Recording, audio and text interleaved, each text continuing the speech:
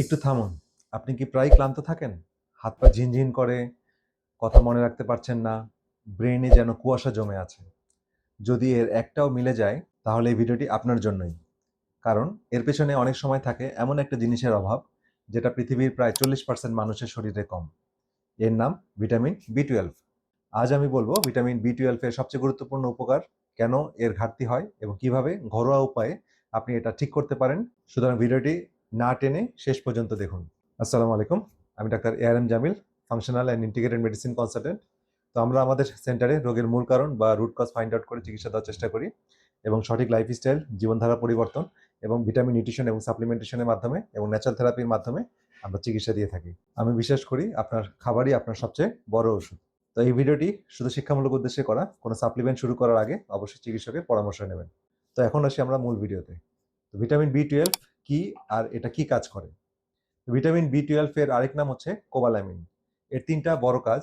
এক হচ্ছে লাল রক্তকণিকা বা আরবিসি তৈরি করা, ডিএনএ তৈরি করা, আর নার্ভ বা ব্রেনের চারপাশে যে প্রোটেক্টিভ আবরণ, যেটাকে আমরা মায়েলিন শীথ বলি, সেটা তৈরি করা।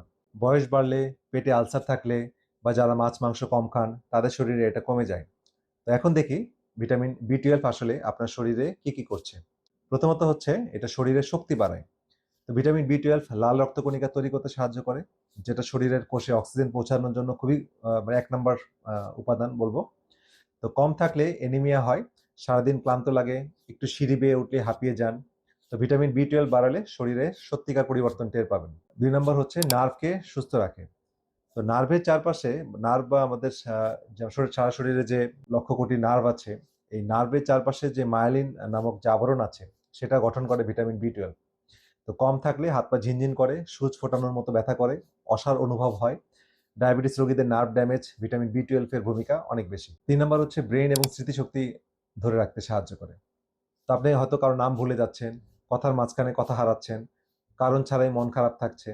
এগুলো ভিটামিন B12 এর কম থাকার লক্ষণ। তো গবেষণায় দেখা গেছে যথেষ্ট ভিটামিন B12 না থাকলে ডিমেনশিয়া বা অ্যালঝেইমার্সের ঝুঁকি বেড়ে যায়। ৪ নম্বর যে প্রয়োজন সেটা হচ্ছে হার্টকে ভালো রাখে। ভিটামিন B12 রক্তে হোমোসিস্টিন নামে একটা অ্যামাইনো অ্যাসিড ভাঙে, যেটা বেড়ে গেলে হার্ট অ্যাটাকের ঝুঁকি বেড়ে যায়। মানে ভিটামিন B12 আপনার হার্টকে নীরবে রক্ষা করছে প্রতিদিন প্রতিনিয়ত। আর ভিডিওটি ভালো লাগলে লাইক করুন, চ্যানেলে সাবস্ক্রাইব করুন, বেল আইকনে চাপ দিয়ে রাখুন। যখনই নতুন ভিডিও আপলোড হবে তখন আপনারা পেয়ে যাবেন। ৫ নম্বর যে উপকারিতা বলবো সেটা হচ্ছে মুখ এবং আপনার জিহ্বা এর স্বাস্থ্য ভালো রাখতে সাহায্য করে। তো মুখে বারবার যদি ঘা হয়, জিহ্বা লাল হয়, ফোলা হয়, চকচকে দেখা যায় জিহ্বাটা, আপনার এগুলো ভিটামিন B12 কম থাকার ক্লাসিক লক্ষণ। যাদের এই সমস্যা প্রায় হয় তাদের অবশ্যই ভিটামিন B12 পরীক্ষা করানো উচিত। ৬ নম্বর হচ্ছে চোখের জন্য উপকারী। চোখের রেটিনা আসলে নার্ভ টিস্যু। ভিটামিন B12 কম হলে দৃষ্টি হঠাৎ ঝাপসা হয়ে যেতে পারে। বয়সকালে যে ম্যাকুলার ডিজেনারেশন হয় চোখের ভিতর, এর ঝুঁকিও ভিটামিন B12 উল্লেখযোগ্যভাবে কমাতে পারে। ৭ নম্বর যে উপকারিতা বলবো সেটা হচ্ছে আমাদের ত্বকের লাবণ্য বা উজ্জ্বলতা ধরে রাখে। তো ত্বকের স্বাভাবিক উজ্জ্বলতা আসে রক্তের হিমোগ্লোবিন থেকে।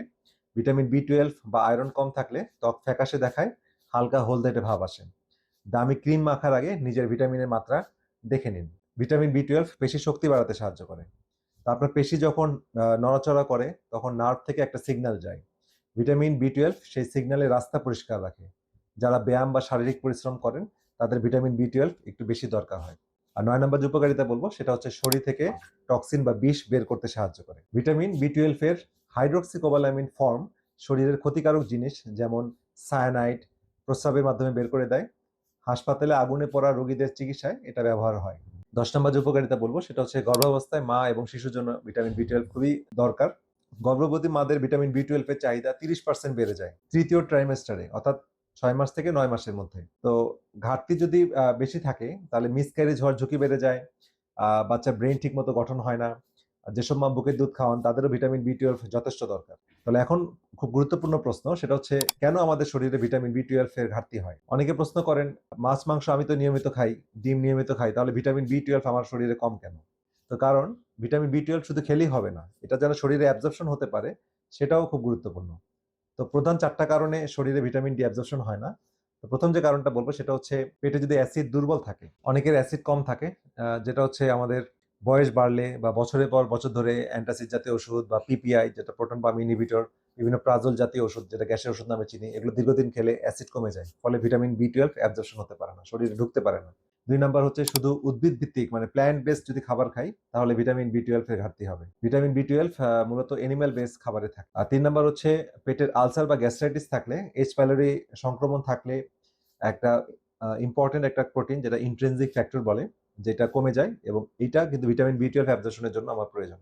আর 4 নাম্বার বলবো যারা ডায়াবেটিস বা পিসিওএস এর জন্য মেটফর্মিন জাতীয় ওষুধ খান বা যাদের পেটের মধ্যে সিবু বা স্মল ইন্টেস্টাইনাল ব্যাকটেরিয়াল ওভারগ্রোথ এই জাতীয় পেটের ওভারগ্রোথ ব্যাকটেরিয়ার সমস্যা আছে বা আইবিএস জাতীয় সমস্যা আছে, তাদের ক্ষেত্রে ভিটামিন বি টুয়েলভ এর অ্যাবজর্পশন কমে যায়। তাহলে এখন খুব গুরুত্বপূর্ণ কোশ্চেন, সেটা হচ্ছে ভিটামিন বি টুয়েলভ তাহলে আমরা কিভাবে বাড়াবো। তো 4টি ধাপের কথা বলছি। প্রথম ধাপ হচ্ছে ভিটামিন বি টুয়েলভ সমৃদ্ধ খাবার খেতে হবে। সবচেয়ে ভালো উৎস গরুর কলিজা, কিডনি, গরুর মাংস, ডিম, ঝিনুক, চিংড়ি, সার্ডিন, ইলিশ বা রূপচাঁদার মতো তৈলাক্ত মাছ, কলিজা ভুনা। এগুলো সব শক্তিশালী ন্যাচারাল সোর্স। আর দ্বিতীয় ধাপে হচ্ছে পেটের অ্যাসিডকে শক্তিশালী করতে হবে। খাবারে 10 মিনিট আগে 1 গ্লাস পানিতে 1 টেবিল চামচ অ্যাপেল সিডার ভিনেগার মিশিয়ে খেতে হবে। তবে আলসার বা গ্যাস্ট্রাইটিস থাকলে এটা করা যাবে না। 3 নাম্বার হচ্ছে সঠিক সাপ্লিমেন্ট নিতে হবে। 2 ধরনের ভিটামিন বি টুয়েলভ সাধারণত পাওয়া যায়। এক হচ্ছে সায়ানোকোবালামিন যেটা সিনথেটিক, এটা আমরা সাজেস্ট করি না কেনার জন্য। আর আরেকটা হচ্ছে যে মিথাইল কোবালামিন, এটা ন্যাচারাল ফর্ম, এটাই আপনাকে কিনতে হবে বা এটা ব্যবহার করতে হবে। তো ডোজ সাধারণত 1000 মাইক্রোগ্রাম, তবে ডাক্তারের পরামর্শ নেওয়া ভালো এবং আপনার প্রয়োজনে এর চেয়ে বেশিও লাগতে পারে বা কমও লাগতে পারে। 4 নাম্বার যে ধাপ সেটা হচ্ছে পেটের সমস্যা আপনাকে সারাতে হবে, পেটে আলসার থাকলে সেটা সারাতে হবে। তো আলসার থাকলে আমরা বাঁধাকপির রস খেতে বলি। এইচ পাইলোরি থাকলে আপনার মানুকা মধু বা কাঁচা রসুন এটা খুব ভালো কাজ করে। পেট ঠিক হলে তবেই বাকি ধাপগুলো কাজ করবে। আর শেষে যে কথাটা বলবো সেটা হচ্ছে ক্লান্তি, ব্রেইন ফগ, নার্ভের সমস্যা, এগুলো আপনাকে এগুলোকে ছোট সমস্যা বলে অবহেলা করবেন না। অনেকের বয়সের দোষ ভেবে এগুলো এড়িয়ে যান। কিন্তু আসল সমস্যা বা আসল কারণ অনেক সময় থাকে এই ছোট্ট ভিটামিনের অভাবের মধ্যে।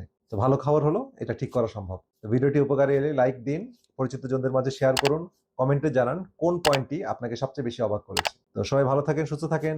দেখা হবে পরের ভিডিওতে আরো কোনো গুরুত্বপূর্ণ টপিকস নিয়ে। আল্লাহ হাফেজ।